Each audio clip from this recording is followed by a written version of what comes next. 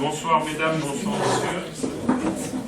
On va pouvoir commencer. Donc, d'abord, je vous propose que ce soit monsieur Pierre Guiranea qui soit le secrétaire de séance. Est-ce qu'il y en a qui sont contre? Est-ce qu'il y en a qui s'abstiennent? Donc c'est monsieur Pierre Guiranea. Donc je te laisse faire la presse. Donc, on va commencer. Présent. Marie-Claude Leclerc donne procuration à Michel Labissière. Chantal Fischer. Pellegrino Joseph. Michel Labissière. Éric Morin. Isabelle Torres. Pierre Guiranea, présent. Yannick Martin. Louis Escoula. Absent. Anita Perreux. Martin Comin. Monia Acola. Jérôme Cholet. Absent. Christine Christ. Simone Toribio. Émile Belmont. Mehdi Chouari, absent. Hélène Belchaud. Gérard Delpech. Nicole Fuentes. Bernard Lacombe. Julie Tardigo, procuration à Chantal Fischer. Julien Barthès, absent. Christian Touzet, absent. Pascal Barbier. Présent.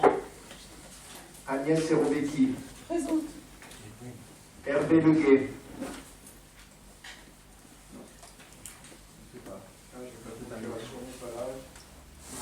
Vous avez prévu de venir. Bon, pour moi, je n'ai pas de... Jacques Clavel. Présent. Sophie Bellamari.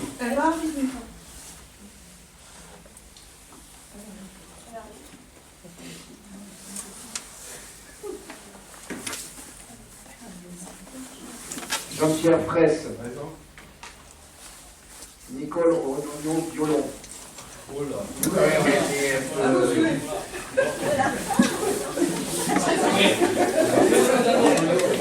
Je vois la fin arriver de la peine. Ah, c'est ça, oui. Désolé. Bernard Malherbe. Présent. On en a fini avec l'appel.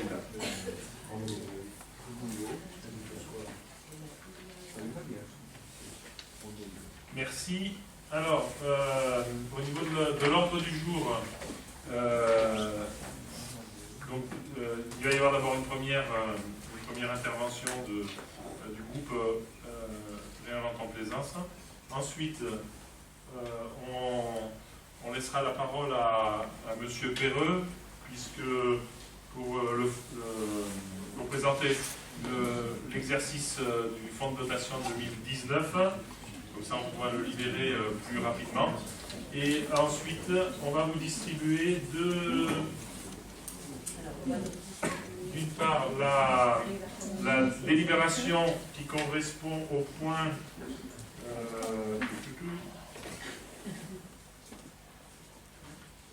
donc dans la gestion du territoire acquisition auprès de Toulouse Métropole Habitat. C'est pas celle-là? Non. Non, c'est l'information Alors là, voilà, on va vous donner alors c'est celle-là, la délibération donc, de l'acquisition auprès de Toulouse Métropole Habitat. On a fait quelques petites modifications par rapport à la note de synthèse qui donne un petit peu plus de précision. Et puis, on va vous distribuer également le projet. Donc ça, c'est le point supplémentaire que vous avez eu, qui était au niveau de la CCST. Donc une autorisation pour le président de la CCST, et pour moi aussi, puisque je la signerai, de signer la convention territoriale globale donc avec la CAF, puisqu'on arrive au bout du système, et pour ne pas perdre encore des semaines et des mois supplémentaires, on vous propose de ça. Alors, donc, je les garde cela. Ok. Donc, je vais laisser la parole à Madame Regnault-Violon pour la déclaration de mon père important.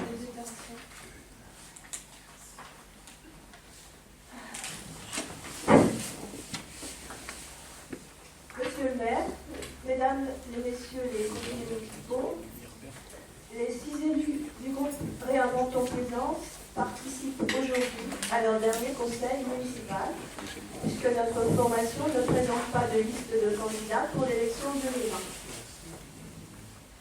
Nous remercions encore les Plaisançois qui nous ont accordé leur confiance en 2014. La règle de calcul d'attribution des sièges a fait que malgré un excellent résultat au deuxième tour, nous nous sommes retrouvés à 8 conseillers municipaux d'opposition contre 25.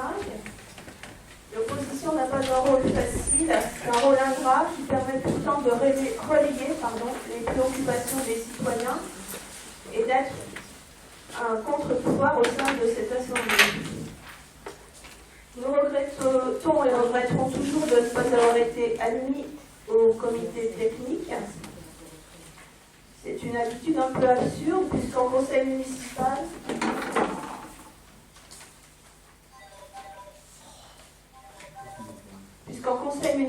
donc, on nous demande quand même de voter des délibérations qui en résultent. Nous regrettons de ne pas avoir été mis à contribution sur des projets importants, tels que le projet de résidence senior prévu à la Maison Guitare, la médiathèque prévue sur l'îlot Saint-Jean, le restaurant senior qui s'appelle désormais Auberge Paléor. Les habitants ont de grands questionnements sur le devenir du plateau de la Ménude, sur la réouverture de la portion de la RD 24 qui fut vendue à Unibail Rodamco Westfield, sur le besoin évident d'un groupe scolaire supplémentaire, la revitalisation du centre-ville également, la prévention des inondations autour du Touche et du Merdagnon, et les conditions de circulation qui pénalisent leur vie quotidienne, ainsi que l'urbanisation plus ou moins maîtrisée. Nous espérons que la future majorité municipale, quelle qu'elle soit, sera à la hauteur des attentes des Plaisançois. Merci. Merci. Et donc, effectivement, c'est le dernier conseil de la mandature, donc je n'ai pas préparé de discours, par contre.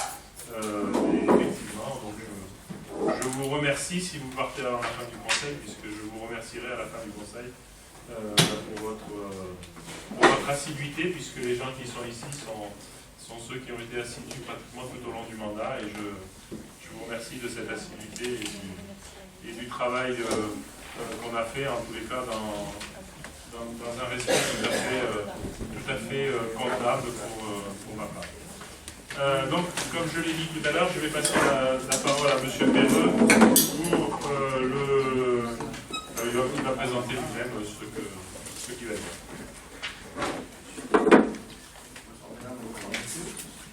Donc, je vous présente l'exercice 2019. Alors, on va tirer un peu. Est-ce que vous pouvez... Je vais parler plus fort, ça va. Je vais monter le son.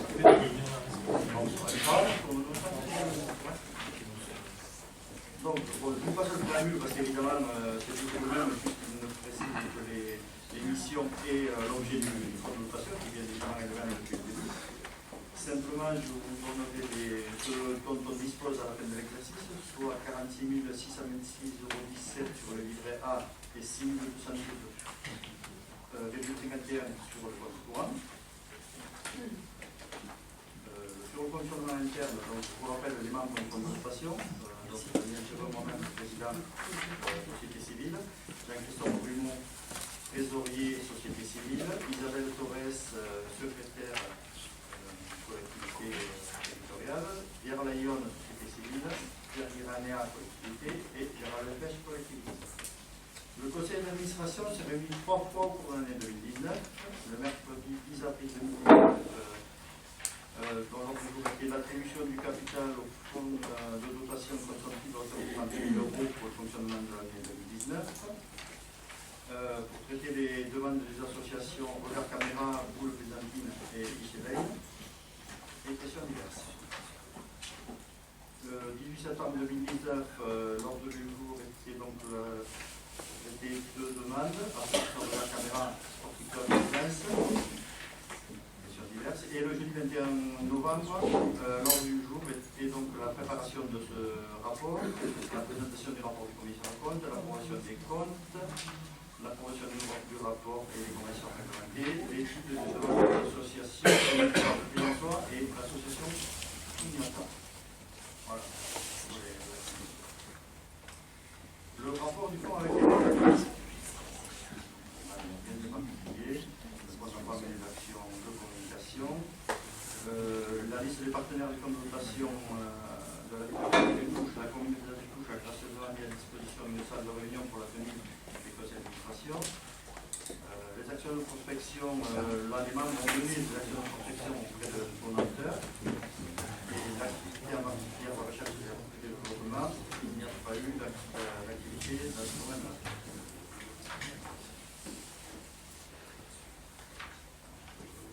Liste des personnes morales bénéficiaires des redistributions du fonds de dotation. Donc nous avons Association Regard Caméra. Nous leur avons attribué une subvention de 20 000 € au titre de financer l'édition 2019 du Festival international de fiction historique, événement visant à promouvoir auprès des élèves, des collégiens et des lycées de Plaisance comme auprès du grand public une culture historique indispensable à la compréhension du monde d'aujourd'hui. Association Boule Byzantine. Nous avons envoyé une subvention de 1 500 € pour financer l'organisation des championnats de pétanque et de jeux provençal qui se sont déroulés de mars à juin 2019. L'association Kichelein, j'espère que je le prononce bien d'ailleurs, subvention de 300 € pour l'acquisition de matériel pour la réalisation de bijoux, support de chaîne de solidarité. L'association Club Plaisance, randonnée, montagne et escalade. Nous leur avons accordé une subvention de 1 000 € pour financer la soirée anniversaire des 10 ans du club d'escalade, un événement grand public qui a eu lieu le 23 novembre 2019. Cette manifestation s'inscrit dans la volonté de mieux faire connaître et rayonner cette association. Regard Caméra, nous avons accordé une subvention complémentaire de 3 500 €, toujours pour le titre de fiction historique, pour le Festival international de fiction historique. Le tennis de table Plaisance, nous avons envoyé une subvention de 1 500 € pour financer la participation de 4 pongistes du club de Plaisance au championnat du monde de tennis de table vétéran qui était organisé à Bordeaux du 8 au 14 juin. Et enfin, nous avons envoyé une subvention de 2 000 € pour financer l'organisation du salon du bien-être à l'association Chuniata. Voilà. Liste des libéralités reçues. Pour l'exercice 2019, nous avons reçu un don de 3 500 € de l'entreprise PCE, le 30 août 2019, et un don de 1 000 € de l'association Jumelage de Plaisance, le 11 novembre 2019. Situation financière. Pour l'exercice 2019, les produits d'exploitation s'élèvent à 34 500 € contre 43 000 l'exercice précédent. Les charges d'exploitation s'élèvent à 34 358 contre 43 760 l'exercice précédent. Le résultat d'exploitation sort donc 142 € contre 240. L'attribution du capital du fonds l'attribution du capital du fonds au fonds consomptible par délibération du CA du 10 avril s'élève à 30 000 €. Compte tenu du résultat financier de 416 €, le résultat courant avant l'impôt ressort pour l'exercice à 16,28 € contre 822 € l'exercice précédent. Le compte représente un résultat exceptionnel de 0. Le résultat de l'exercice se solde donc par un bénéfice de 558 € contre 882 en 2010. Au 31 décembre 2019, le total du bilan s'est élevé à 52 839 € contre 80 450 € l'exercice précédent.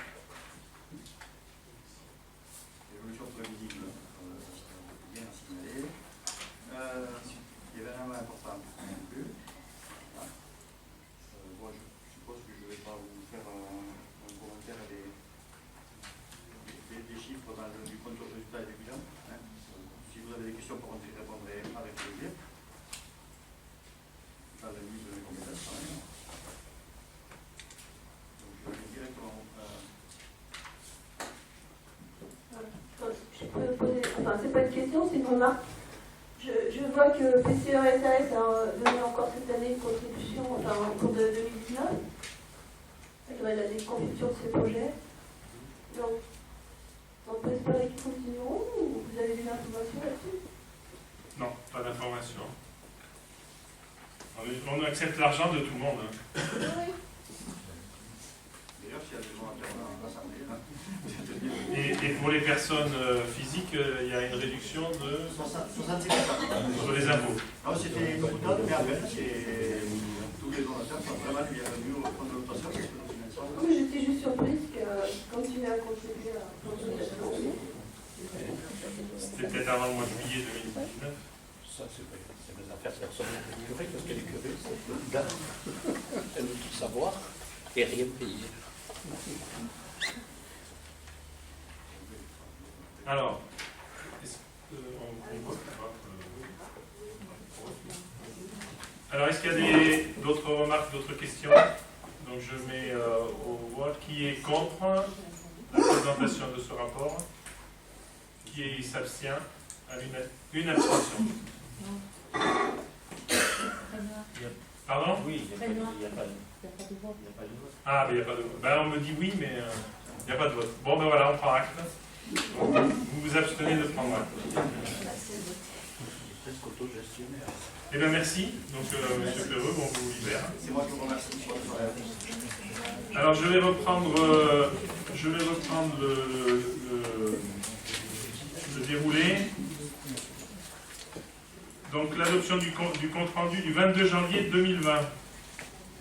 Est-ce que vous avez des remarques? Pas de remarques? Alors, qui est contre? Qui s'abstient?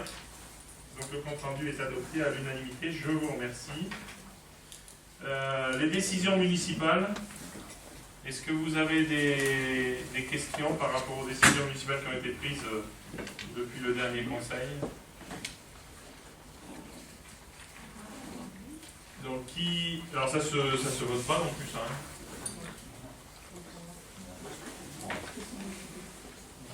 Alors, maintenant, voilà, donc ça c'est passé.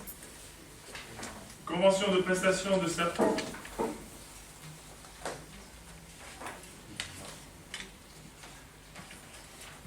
C'est jeudi. Oui, je l'ai dit. Oui. Ah oui, j'ai pas fait voter par contre. Donc je vous propose d'ajouter l'autorisation de signer la CTG avec la CAF par le président de la CCST et par moi-même. Il n'y a pas d'opposition. Donc ça sera. Alors on le traitera dans la coopération intercommunale au point 6. Ah oui, d'accord, on va le traiter. Oui, on va le traiter, oui. Donc on vous l'avait envoyé par anticipation, c'était la nouvelle délibération, puisqu'on l'a reçu vraiment très tardif. Enfin, on l'a reçu juste après l'envoi. C'est ça, le lendemain, je crois, de l'envoi des documents du conseil municipal. Les décisions, c'est bon, on a voté? Non, ça ne se vote pas. Fonds de prestation, convention de prestation entre la commune de Plaisance-du-Touche et la commune de Léguevin dans le cadre de la préparation des élections municipales. Donc, bon, on ne va pas rentrer dans le détail des difficultés qu'a eu la commune de Léguevin. Ils ont besoin d'un renfort et donc ce que je vous propose, c'est de leur apporter ce renfort, en l'occurrence les services qui interviennent par rapport à, donc qui interviennent soit à Léguevin, soit à Plaisance, pour aider le service, pour aider les services de Léguevin. Vous avez eu la convention. Est-ce qu'il y a des questions par rapport à ça? Non. Par contre, sans rentrer dans le détail, vous disiez, mais on peut savoir les difficultés qu'ils ont rencontrées. Il y a une personne qui est partie et une personne qui est tombée malade. Donc c'est un peu compliqué dans une commune où il y avait deux personnes qui étaient au service élection qui savaient faire. Et donc celle qui ne savait pas faire et qui a été nommée a levé le bras. Et on vient les aider. Et moi j'ai une question, c'est par rapport à nos services, est-ce qu'on a bien mesuré l'impact de savoir? Parce que les élections, c'est quand même une période qui est très très chargée pour nos services, on le sait. Voilà, des gens exceptionnels. Oui, ça. Qu'on a personnellement sollicité, qu'on leur a demandé, avant bien sûr de dire oui à l'Aigleman, bien sûr. On leur a demandé ce qu'ils pouvaient faire. Voilà, donc il y a un certain nombre de rétributions. Hein. Oui, non, mais et donc les personnes ont accepté. Et voilà, en fait, donc c'est pas sur le temps de travail de Plaisance du Touche, c'est au-delà du temps de travail. Bon, il y avait une personne qui est à temps partiel, donc elle a complété son temps partiel et puis même plus. Enfin, elle n'a pas complété, elle va le compléter son temps partiel et même plus. D'accord.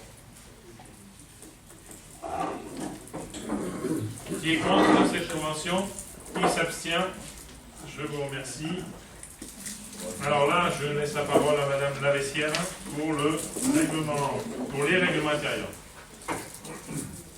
Là, on va parler de la rentrée scolaire 2020-2021. Alors, afin que ce soit plus compréhensible pour les familles, il y aura 2 règlements pour l'ALSH périscolaire, anciennement nommé à l'arrêt, et l'autre pour la LSH extrascolaire, anciennement dénommé Centre de loisirs du mercredi et de la vacances scolaire. Ces 2 documents seront consultables sur le site de la MAC de la mairie et bien entendu, ils seront aussi disponibles pour les familles au service éducation. Alors, les modifications. Il y en a très peu. Le contenu du règlement reste identique, excepté les points ci-dessous. Donc, un changement est apporté à la description initiale et de modification des activités. Point 1. Concernant le périscolaire, jusqu'à présent, pour procéder à une inscription ou à une modification des activités, les familles devaient se présenter au service d'éducation avant le 25 du mois en cours pour une prise en compte au premier jour du mois suivant. En 2020-2021, les familles devront se connecter au portail famille pour procéder à une inscription ou à une modification des activités avant le 25 du mois en cours pour que la modification soit effective au premier jour du mois suivant. Les familles qui ne disposent pas d'un accès Internet doivent se présenter au service d'éducation jusqu'au 25 du mois, en cours bien sûr. Le point 2, ça concerne l'extrascolaire.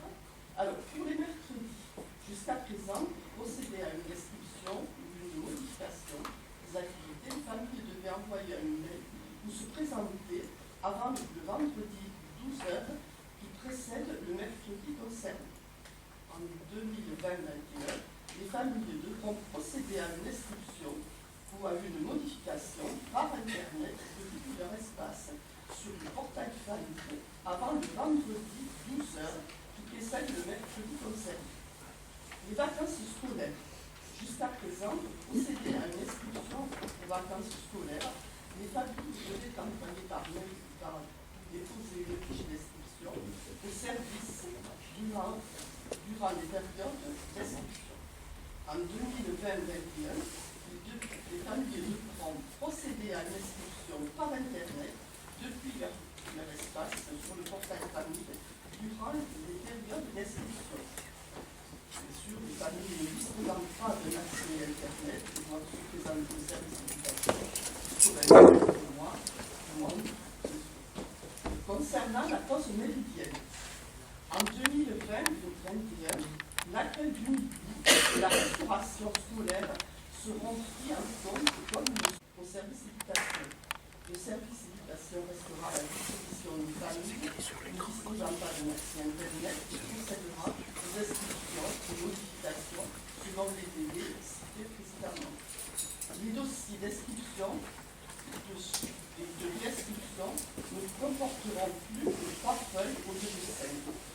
Une fiche de renseignement et 2 fiches sanitaires, une pour le centre de loisirs et une pour le périscolaire. Voilà. Donc, surtout, il faut bien que le service d'éducation reste à la disposition du public en cas de besoin. C'est pas le service qu'on ferme au public. L'idée, c'est quand même d'ouvrir un portail famille par Internet qui était demandé depuis assez longtemps. Et là, l'évolution du système a permis de... Juste à l'heure actuelle, vous pouvez déjà faire des paiements. Voilà. Donc les familles ont déjà l'habitude d'utiliser le portail.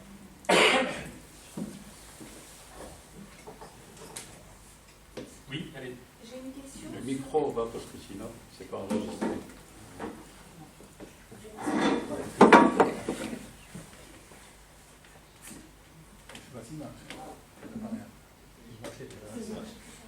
Qu'est-ce qui justifie que les délais pour les personnes qui ne disposent pas d'Internet n'aient pas été maintenus pour le point 2? Parce qu'avant, pour ceux qui ne disposaient pas d'Internet, ils pouvaient s'inscrire jusqu'au vendredi précédent. Et là, le délai qui est indiqué, c'est le même que pour le périscolaire. Alors, est-ce que c'est une erreur ou est-ce que c'est volontaire? Non, c'est volontaire. Ça veut dire qu'il y a beaucoup moins de souplesse pour l'extrascolaire, à la fois pour les mercredis et pour les extrascolaires. Non, mais sur l'extrascolaire, il sera Le micro. possible à une famille qui a Le micro. Madame la Présidente. Il y aura toujours la possibilité pour une famille qui a besoin de son mutuel de s'inscrire sur l'école. Quand ils déposent leur enfant, il y a toujours cette possibilité-là. Mais là, il y aura peut-être même plus de souplesse. Là. Ça dépend s'il faut s'inscrire avant le 25 pour C'était déjà comme ça à l'heure actuelle. C'était déjà sur l'an passé, quand on l'a revoté, ça a été comme ça aussi. Parce que c'est marqué jusqu'à présent, pour procéder à une inscription ou modification, les familles devaient envoyer un mail ou se présenter avant le vendredi 12h qui précédait le mercredi concerné. Là, s'il faut qu'elles se présentent avant le 25 du mois précédent, ça change quand même beaucoup la donne, et de la même façon pour les vacances scolaires. Et pour les extrascolaires. Oui, pour le mercredi. Pour les mercredis et... pour les vacances scolaires, il y a toujours eu des périodes d'inscription. Oui, mais justement, là, c'est marqué. C'est marqué que pour les vacances scolaires, maintenant, ça sera inscription par Internet depuis leur espace durant les périodes d'inscription, ou sinon, se présenter au service éducation jusqu'au 25 du mois en cours. C'est pour ça que je voulais Du mois en cours de la période d'inscription. Donc c'était pour savoir si c'était un copier-coller ou... Ah oui, bon, je vous le précise. Je le préciserai. Merci. Je le préciserai parce que effectivement,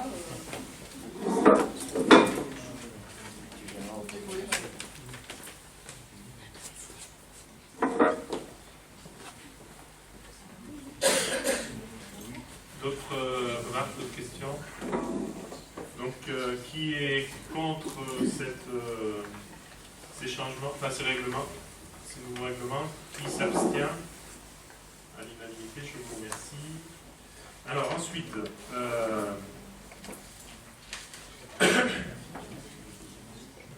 crois que j'ai déjà posé la page. Alors, on passe, je vérifie. Oui, on passe à la garantie d'emprunt HLM des chalets. Donc, bon, c'est la délibération habituelle quand un bailleur social demande la couverture de ses emprunts, donc à hauteur de 30% pour le remboursement d'un prêt qui représente un montant total de 5 271 620 euros. Donc souscrit auprès de la CDC et donc voilà, donc c'est l'autorisation que vous me donnez de signer la garantie de l'emprunt. Est-ce qu'il y a des questions? Non. Qui est contre? Qui s'abstient? Je vous remercie. Autorisation à Monsieur le maire de signer la demande d'autorisation d'urbanisme pour entreprendre des travaux d'aménagement dans le centre Saint-Nicolas 3.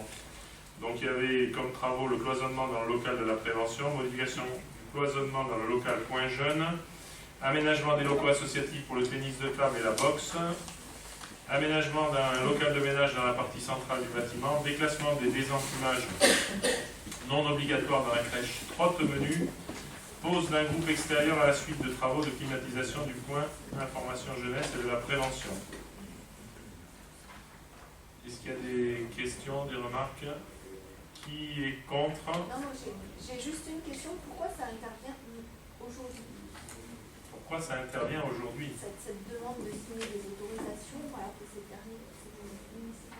Je suis juste étonnée. Parce qu'on a les. Alors, tu vois, on a les permis qui viennent juste d'être déposés, je crois, où il n'y a pas très longtemps. Ils ont été faits par. C'est des travaux qu'on a démarrés il y a longtemps. Les études, on les a démarrés il y a longtemps. Et notamment en ce qui concerne l'aménagement du local de la boxe et du mise de table. On a travaillé, je dirais, un certain temps avec les deux associations pour caler exactement ce qu'elles souhaitaient. Et puis donc il a fallu lancer aussi après les appels d'offres. On a voulu grouper l'ensemble de ces travaux. C'est ce qui fait que ça a pris du temps. Et ça arrive maintenant. Donc, il y a eu des discussions là avec les associations là sur le tennis de table et la boxe qui ont duré jusqu'à il y a un mois à peu près. Et là, ouais, dans les négociations démarrent Marie il y a très longtemps, mais là on en a discuté encore il y a un mois. Non, mais je m'en réjouis, c'est par exemple pour la boxe, je sais que c'est une problématique que j'ai découverte dans le début de mandat, donc c'est pour ça. Je suis étonnée que ça n'aboutisse que. C'est bon? Je passe au vote. Qui est contre? Qui s'abstient? Je vous remercie. Une autre autorisation, donc la même chose. Alors là, c'est les travaux à l'école des arts pour le déménagement de l'atelier, alors pas l'atelier sculpture, ça s'appelle comment déjà? Le laboratoire des arts. Voilà. Donc la mise en place d'une cloison amovible dans le local du temps libre, ça c'est, oui, si, c'est parce que comme la salle verte a été utilisée maintenant par le laboratoire des arts, donc du coup, la salle du temps libre, on installe une cloison amovible. Création de locaux coup-de-feu au local des arts plastiques, changement de destination de la salle verte, destinée initialement aux réunions et affectée depuis aux arts plastiques avec la création d'une porte de liaison entre les deux locaux, donc entre l'ancien local arts plastiques et la salle verte. Donc c'est la même chose, autorisation pour que je signe les documents de régularisation de l'ensemble de ces travaux. Donc on change la destination de la salle verte, ça veut dire qu'on a une salle de réunion en moins, qui était quand même moins pratique, ou alors on l'a réaffectée sur. Alors en même temps, on a récupéré la salle qui n'était plus utilisée parce qu'elle était occupée par un agent, la salle de réunion qu'il y a à Monestier. À côté derrière les salles de répétition du théâtre. Dans le bâtiment où il y a le théâtre. D'accord. Juste un petit commentaire, pas perfide du tout. Il me semblait que l'école des arts avait été rebaptisée Georges Marios. Oui. Donc je suis étonnée que ça ne soit pas mentionné. Très très très pertinente remarque. À l'époque, j'avais voté contre, donc je ne peux que me réjouir. Je me disais, c'est peut-être une marche arrière. Ben, c'était peut-être pour vous faire plaisir à l'occasion de ce conseil municipal. Non, mais vous avez une remarque très pertinente. Donc il faut lire l'école des arts Georges Marios. Moi j'avais une question pour ma gouverne personnelle. En tout, on a combien de salles de réunion disponibles? Il y en a une à Monestier, il y en a une au Vestugeur, donc la salle verte n'existe plus. Une maison des associations. La maison des associations, oui. La mairie. La mairie. Pigeonnier aussi, oui. C'est utilisable. La V5, Ça fait un peu plus que ça, mais il y en a deux déjà. À la maison des associations, il y en a deux déjà. d'accord. Oui, Et deux à Monestier. on en a perdu une avec Président Sakai aussi. Oui. On a aménagé un coworking. Un coworking, ouais, c'est en cours, ouais. Donc on va dire 6. Oui, non, mais c'est clair que. C'est non, clair c'est juste que. pour avoir une idée de Ouais. possibilités qui s'offrent. Pour l'instant, on a réussi à caser pratiquement tout ce qu'on voulait. Après, il y a aussi la salle de convivialité de Rivière, qui sert aussi des fois de salle de réunion. Oui, mais au service technique, c'est plus pour les services. Mais il y en a une au service technique, bien sûr. Mais la salle de convivialité de Rivière, elle peut servir pour des réunions de moins de 200 personnes. Un peu plus. Je sais plus. Et Elles peuvent être prêtées par exemple à des associations, c'est ça? Ah, elle doit être mise à disposition. Enfin, Il y a des AG ou, il y a des AG d'associations qui se sont faites là. Hein. Alors bien sûr, il faut que ce soit en dehors des horaires des associations de danse. C'est bon, je peux passer au vote. Qui est contre cette autorisation pour l'école des arts Georges Mayos? Qui s'abstient? À l'unanimité, je vous remercie. Avenant, c'est toujours moi qui présente ou pour qui c'est où? Bon, après, c'est plus moi, alors ça va. Avenant à la convention de comaîtrise d'ouvrage entre la commune et tissé aux collectivités pour la réalisation des aménagements au bénéfice des usagers du réseau de surface. Alors, c'est donc la prolongation d'une convention. Il reste, parce qu'on s'est posé la question, pourquoi on avait besoin de prolonger, en fait, il reste 2 aménagements d'arrêt pour les mettre en accessibilité, pour permettre aux personnes en situation de handicap, enfin PMR, de pouvoir accéder au bus. Donc c'est sur la ligne 67, c'est au niveau de Lingfield et de Montaigne. Donc il reste ces 2 aménagements et donc on les prolonge de 9 mois jusqu'au 31 décembre 2020. Des questions, des remarques? Donc ça veut dire que ces travaux-là, c'est la mairie qui les fait, c'est pas TCO? Non, c'est TCO, oui. C'est TCO qui les fait? Voilà pourquoi on a besoin d'une convention avec eux. Eh bien parce que c'est un peu comme tous les travaux de l'IDEO qui ont été faits sur la ville, c'était dans le cadre de cette convention. En revanche, 9 mois pour faire deux mises en accessibilité, ça paraît Court. Oui, court. On est d'accord. On reviendra ici certainement.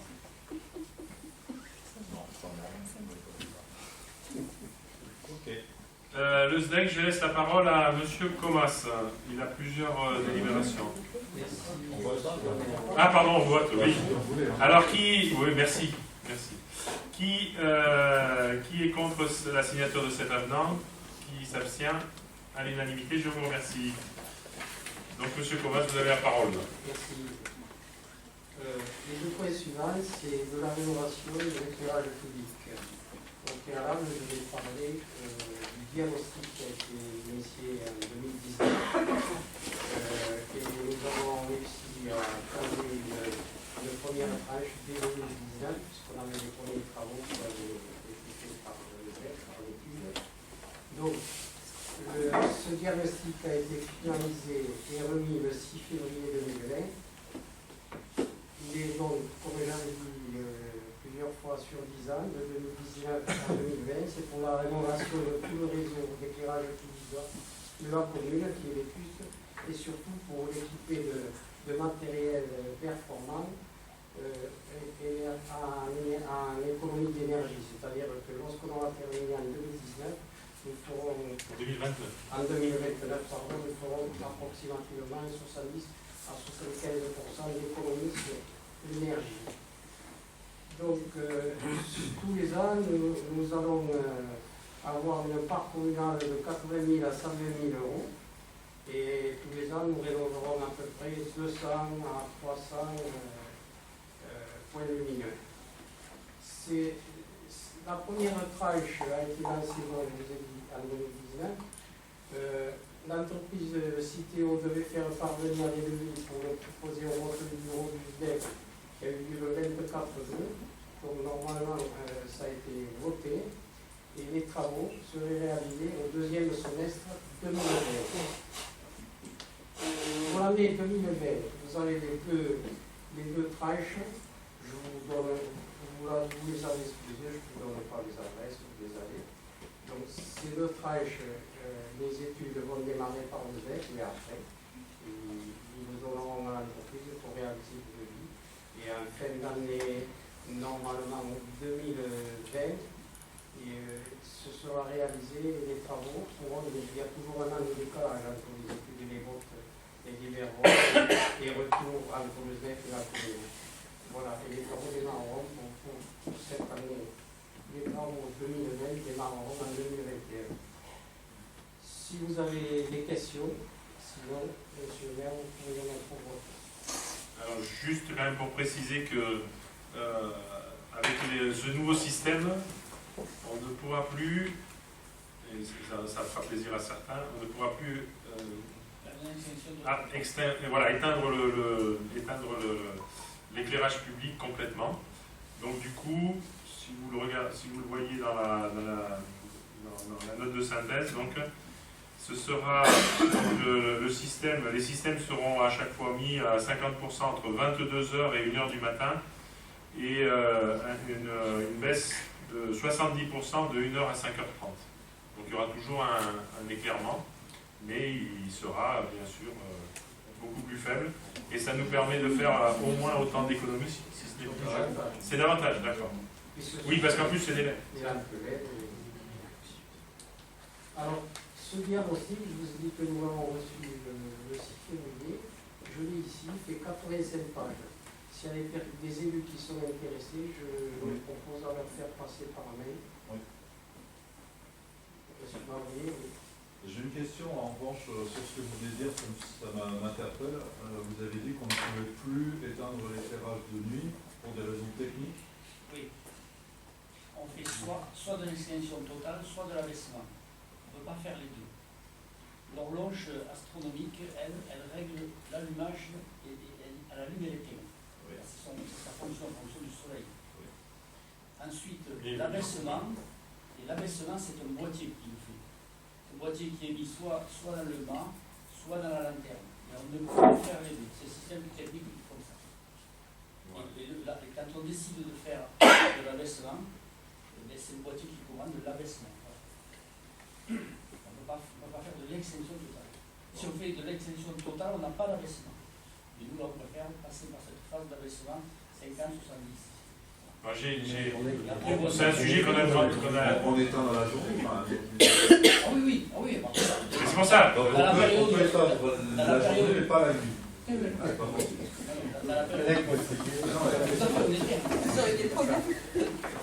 Non, mais la question est là, c'est que je dis on ne peut pas éteindre. C'est pas nous qui disons, c'est le SDEC, c'est les techniciens du SDEC. Alors, on va y croire. C'est leur métier quand même. L'extinction totale. De même, de l'abaissement. Non, pardon. On va pas y bloquer, mais c'est plus que surprenant qu'on ne soit pas capable de définir aujourd'hui, en 2020, une période d'extinction totale. Après, c'est juste une interpellation. Je ne dis pas qu'il faut faire ça ou autre chose, mais c'est très très surprenant, surtout avec les systèmes électroniques. Mais on ne change pas tout non plus. Non, mais on change les mâts, on change les ampoules. Oui, mais on y met des horloges électroniques, on y met de l'électronique. Enfin, oui, mais voilà. C'est parce que c'est intégré déjà dans ces mâts-là et dans ces trucs. Enfin, je ne vais pas rentrer dans le détail de la technique.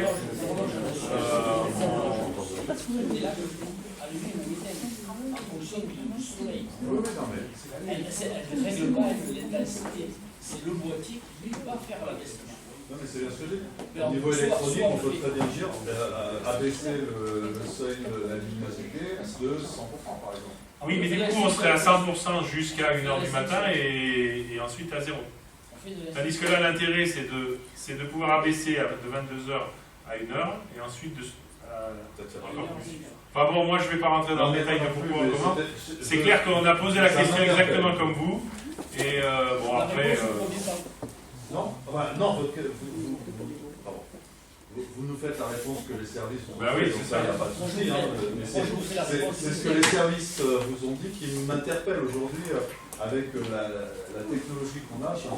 Alors ils sont habitués à faire de ces changements-là, ils en ont fait déjà dans pas mal de villes, et déjà des villes qui faisaient de l'extinction totale, donc je pense que... Alors après, il y a peut-être... voilà, bon, il y a des choses qui... On examinera ça un peu plus compliqué. Okay. Juste d'où sortent ces chiffres de 50% et 70%, c'est pareil, c'est quelque chose qui est imposé par le SDEC. Oui, c'est des paliers. Justement, ça m'intéresse. Oui, c'est des paliers aussi. Après, le SDEC dit qu'en une période, il y a un petit peu d'éclairement, et ça permet de sécuriser aussi, parce que quoi qu'il en soit, il y a des gens quand même qui Enfin, de donner une impression de sécurité. De donner une impression de sécurité. Voilà. Puisque la gendarmerie nous a dit qu'il y avait moins de cambriolages dans les zones qui sont éteintes la nuit que dans celles qui restent allumées. Sur la France, hein, pas sur Plaisance. Ok, donc on passe au voix ces deux délibérations en même temps. En tout, ça fait combien de lampadaires pour ce C'est pour avoir une idée. Ben là, ils sont... Alors, je vais vous laisser faire. Après, ça sera le devoir de... Vous les avez là à chaque fois, le nombre de lampadaires. Oui, mais bon, moi, voilà. 72 000 € à la charge à la commune, ça correspond à combien? C'est 25% à chaque fois. Combien? 25%. C'est 25% à chaque fois, c'est 1075 à charge du terrain. C'est pour ça que pour les élus de Thomas, on l'étale sur les ans. Ouais, c'est aussi parce qu'ils ne sont pas capables de tout faire d'un seul coup. Voilà. Et nous, le payer, ça aurait été un peu... Ok. Alors, je peux mettre en voie les deux délibérations en même temps. Donc, qui est contre? Qui s'abstient? À l'unanimité, je vous remercie. Mais c'est bon, il est pour. Merci. Modification du règlement intérieur des marchés publics de la commune. Je vérifie que c'est bien ça. Oui. Alors, je vais vous lire la note. Si vous avez des questions, et si vous avez aussi les règlements. Hein. Donc, si vous avez des questions, on fera une interruption de séance pour que Madame Brooks vous explique par le menu ce qui se passe. En fait, donc le décret du 12 décembre 2019 porte à 40 000 €, le seuil qui était à 25 000 €. Et donc, du coup, nous, on remet, on rééchelonne les différents règlements qu'on avait justement pour pouvoir arriver à ce seuil de 40 000 €. Donc, entre 1 € hors taxe et 39 999 €. Donc, on a changé les tranches. Est-ce que vous avez des questions? Vous les avez, les tranches, dans le document qui était attaché. Est-ce que vous avez des questions? Non? Bon, ben, très bien. Qui est contre? Qui s'abstient? À l'unanimité, je vous remercie. Donc, attribution de marchés publics, achat de fournitures diverses pour les services techniques de la ville. Donc, il y a eu un appel à concurrence qui a été publié le 17 janvier 2020, donc sur les différents médias.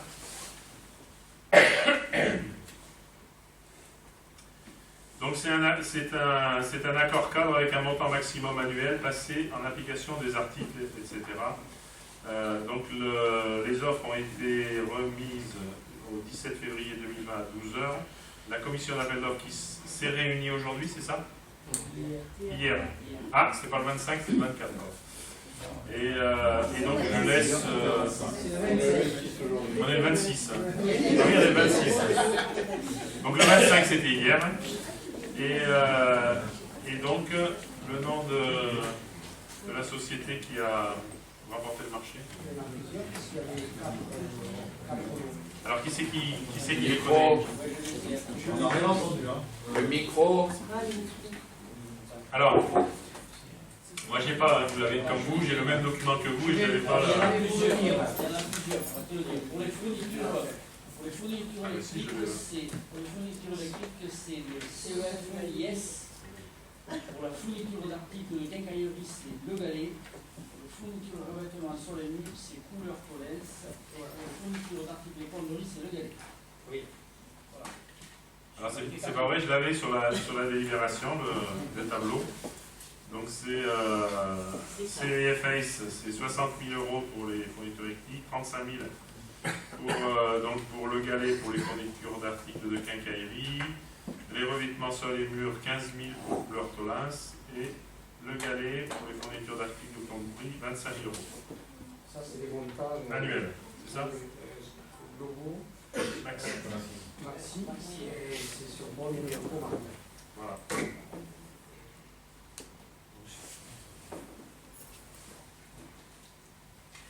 C'est bon? Juste une question par rapport au revêtement mur. Est-ce que le côté pollution est pris en compte? Est-ce que les produits qui ont été... Parce que là, c'est pas que économiquement le plus avantageux. C'est l'entreprise qui tient compte de tous ces critères-là, tout à fait. Absolument. C'est le prérequis. Ok.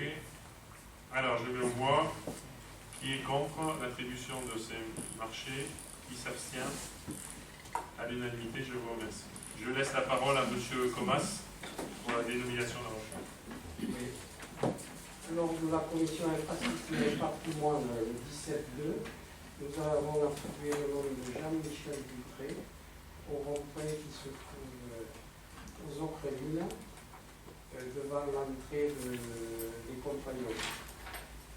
Rue agricole Perdiguier et rue de la Solidarité. C'est le rond-point qui se trouve en face des Compagnons. Donc, on mettra sur la plaque Jean-Michel Dupré, Gascon le père fidèle, puisqu'il a épousé son nom, compagnon de Mézières. Il est né le 21 octobre 1961 dans le Gers et décédé le 30 juin 2019. Je peux vous dire, si vous voulez. Oui, ça, merci. Sa vie est jalonnée de drames. Il perd son frère à l'âge de 28 ans, puis un an plus tard, son père. Excusez-moi, je suis en anglais. En 2006, son épouse qui disparaît, le destin a laissé deux jeunes garçons, sa mère l'année dernière, et lui-même à l'âge de 58 ans. Il part sur le Tour de France à Toulouse en 1978, affilié en 1979 à Toulouse, reçu compagnon municipal du devoir de liberté à Tours en 1984. Il enchaîne les postes dans sa société et au sein de la fédération compagnonique. Président régional des compagnons et affiliés menuisiers et surveillé du devoir de liberté. Puis président national de la même société et intégré de droit de la fédération nationale. En 2016, il devient président régional de la fédération compagnonique des compagnons du Tour de France. Il lance le projet de construction d'un nouveau siège régional pour remplacer celui de Toulouse, vétuste, petit et frappé d'un droit de préemption par la mairie de Toulouse. Négocié pendant 10 ans de dur labeur pour choisir le lieu, les propositions sont nombreuses eu égard à la notoriété des compagnons. Convaincre, financer et enfin construire. Louis Escoula, maire de Cuisance, Monique Libora, vice-président de la région Midi-Pyrénées, et quelques autres élus œuvrent de concert avec Jean-Michel et lèveront quelques blocages. Mais ce sont la persévérance et la détermination de Jean-Michel qui feront réussir le projet. Le choix de Cuisance fut assez facile en raison des critères imposés par l'activité du centre, le bassin d'emploi, la proximité de Toulouse, l'aéroport, les transports. À l'époque était annoncé une navette via la gare de Colomiers, le terrain et la ville de Cuisance. Et bien évidemment l'accueil du maire et de ses élus. En 2013, il prend la présidence nationale de la Fédération compagnonique des compagnons du Tour de France. Il lance un grand projet CAP 2020 pour inscrire le compagnonnage dans l'avenir. C'est à l'Assemblée générale de 2019, à la salle royale d'Arc et Selan, qu'il présente l'aboutissement de ce travail et après avoir été réélu à l'unanimité le dimanche 30 juin 2019 au matin, il nous quittera brutalement quelques heures plus tard. Le site de présence du Tour n'aurait jamais existé sans Jean-Michel et c'est à ce titre que nous proposons que le rond-point d'entrée du centre 10 rue à l'école Verdier porte son nom. Même si Jean-Michel ne recherchait absolument pas la notoriété ni la postérité, bien au contraire, il était au service du compagnonnage, des offres du collectif et profondément républicain et humaniste. D'autre part, placé au centre de la rue agricole Verdier était un énorme hommage aux compagnons Gascon le père fidèle qui avait beaucoup de points communs avec Avignonnet la Vertu. et qui tous deux ont œuvré pour le compagnonnage avec abnégation et un citoyen républicain. Merci de m'avoir regardé. Voilà. Des questions, des remarques? Qui est contre la dénomination de ce rond-point? Donc Jean-Michel Dufray. Qui s'abstient? À l'unanimité, je vous remercie.